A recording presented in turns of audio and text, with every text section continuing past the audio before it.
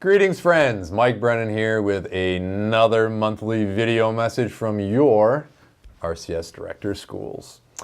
Can you believe it? The season of Lent is upon us already. That's right, guys. 40 days of heightened prayer, fasting, and almsgiving, all intended to prepare ourselves for Christ's passion and resurrection. So, with that said, let's hear what some of our students here at Rochester Catholic Schools say they'll be doing this Lent to make way for the gift that is Easter.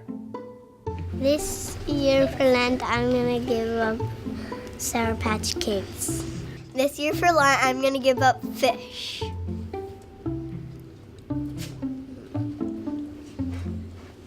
What I'm giving up for Lent is chocolate. I usually have chocolate every night.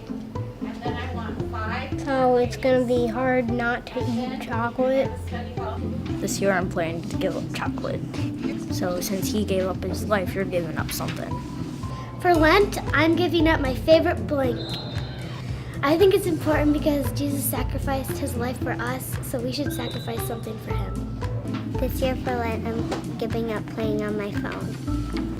It's important to give up something for Lent because we want to be like Jesus. This year for Lent, I'm gonna pray for all the homeless children. Lent is important because Jesus prayed for 40 days, so I think maybe we should too.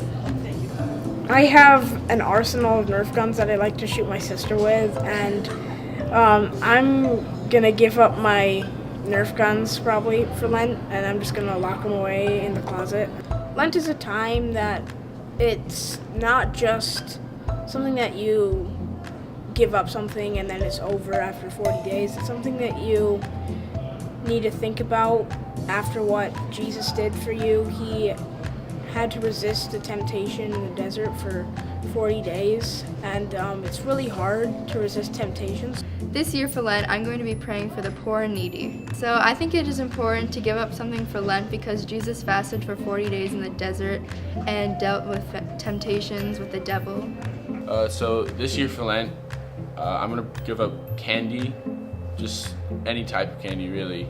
It's a covenant really between me and God, me and the Creator, saying that, hey, you gave up your only son for me, for everyone, for the world. This year for Lent, I'll give up playing with my bears. Well, it's important to give up stuff because Jesus gave up his life for us, and we had to give up some. We should give up something for him too. Wow. Classic, heartwarming, inspiring, all the above. You know, preparing our hearts and our minds for the ultimate gift at Easter, the resurrection of our Lord, sometimes isn't always such an easy task. And I guess that anything worthwhile never really is, but why with Lent specifically? Well, just look around. You know, everywhere you turn, you'll find something that either distracts you or provides you with an excuse or drives a wedge between you and God and that relationship that exists within that space. But here's the deal. So what? Just because these obstacles exist, it doesn't mean that we get to let them win. Oh no, quite the opposite. And while these are forces that can sometimes be either innocently or other times casually overlooked, or rather maybe even fully acknowledged but seemingly impossible to overcome, we are called to change during this time of Lent, period.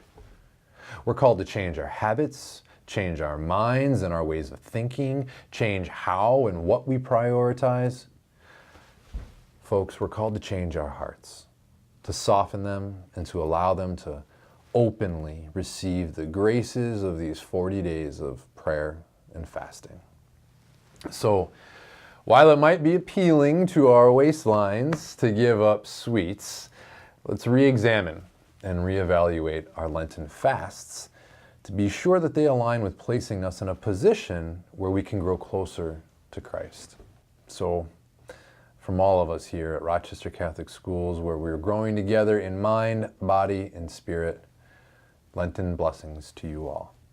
God bless.